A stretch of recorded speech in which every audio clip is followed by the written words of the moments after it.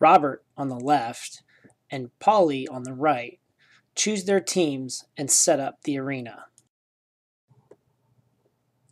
The size of the arena you create depends on the number of figures you are going to be playing with. For our basic arena, 2-on-2, our field is about 10 by 13. For our European viewers, that's about 3 meters by 4 meters. If the ball goes past the lines, it's out of bounds.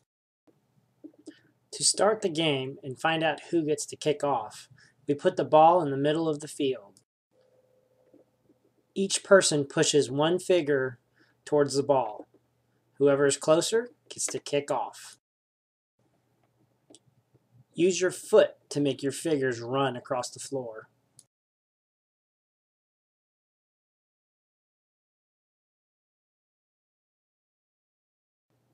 Polly, in the gray shoes, is closer to the ball and gets to kick off.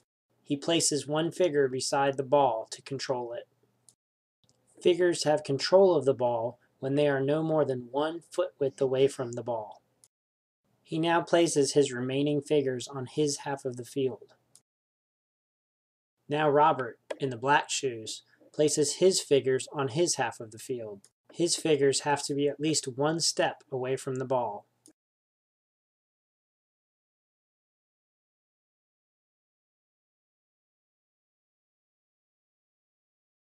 Polly starts the game by kicking off. He is not allowed to shoot at the goal. He passes the ball right into Benwick's control area. During a regular turn, you get to perform 2 actions. Here, Robert pushes his torturer to the ball with his first action and gets control of the ball. Now both figures, Benwick and the torturer, have control of the ball. With his second action, he pushes his half-giant between the ball and the goal to help block a possible goal shot by Benwick.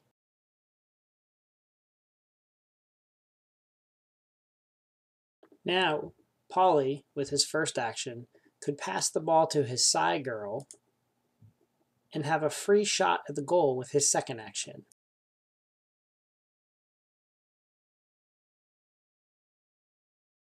The pass. The pass stops just a little too far from the base. Notice how Polly's foot fits between the base and the ball without touching either one. Polly uses his second action to run to the ball and get control.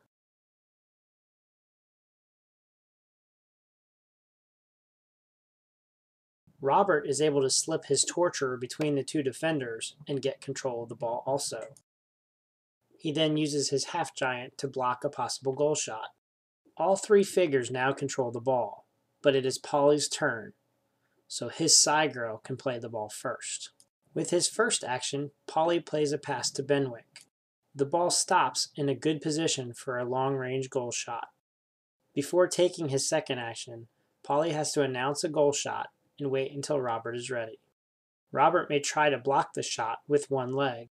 Polly is not allowed to touch his figure with his foot while executing the shot.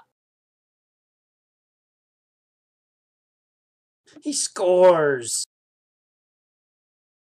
And that was a quick introduction to the basic game mechanics of KiCKeT. Let's take a closer look at more of the special weapons and talents. Robert kicks off and sets his players up first. Before a kickoff, every figure can reload its weapons or spells.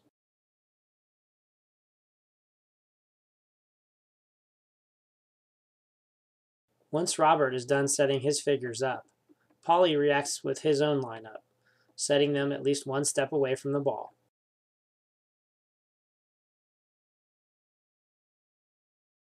Robert kicks off. Now it's Polly's turn. With his first action, Polly blocks the shot and also gains control of the ball.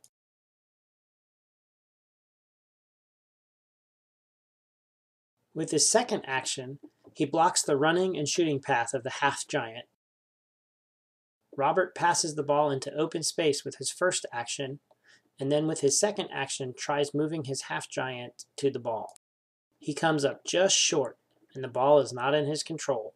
Luckily for Robert, the giant loses his rock in a really good spot. Figures are not allowed to touch the rock.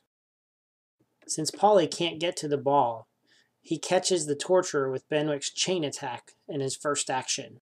While executing this attack, Polly and his hands have to stay behind Benwick's base.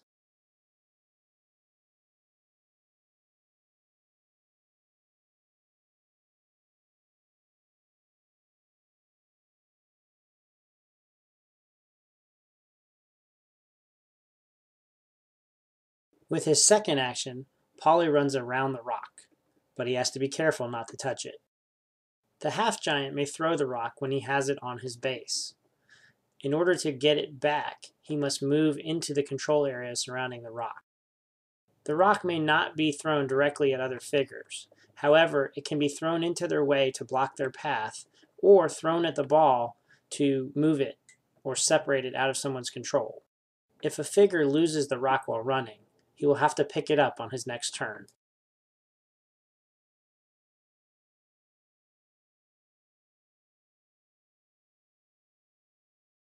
Robert uses his first action to get control of the ball. With his second action, he runs toward Polly's goal and drags Benwick with him.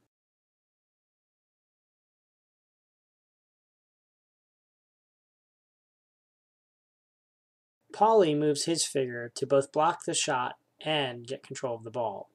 While you have 2 actions per turn, each figure can only perform 1 action. Since Polly's side girl completed 1 action by running to the ball, she can't kick it in the same turn. So Polly uses his second action to drag the torturer back away from his goal. If you have been captured by the chain, you can use 1 action to free your figure. The attacker can also use 1 action to let the opponent go and reload the chain attack for a later use. Here, Robert uses his first action to free his torturer from the chain. The chain is put down within the control area surrounding his figure. Even though he doesn't have a great shot, Robert chooses to shoot at the goal with his second action. His half-giant had to play the ball, otherwise Polly's side girl could have played it in his turn. Since Polly did not touch Robert's shot as it went out of bounds, he now has a goal kick.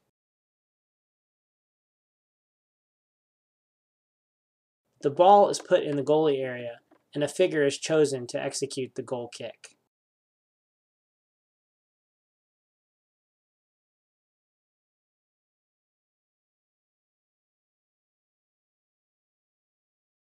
After a goal kick, it is the opponent's turn.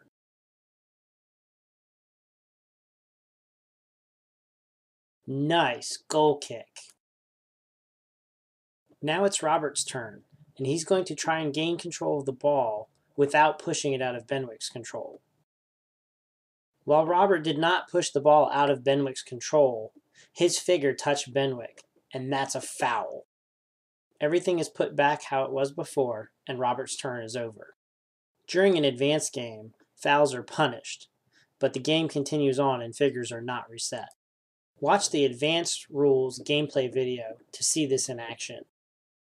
Because of his foul, Robert can't move his half-giant to block Polly's shot. So Polly uses the opportunity to try and score. What bad luck! Robert blocks the ball, but it bounces against the back bar of the goal, and that's a score. Thanks for watching our basic gameplay video.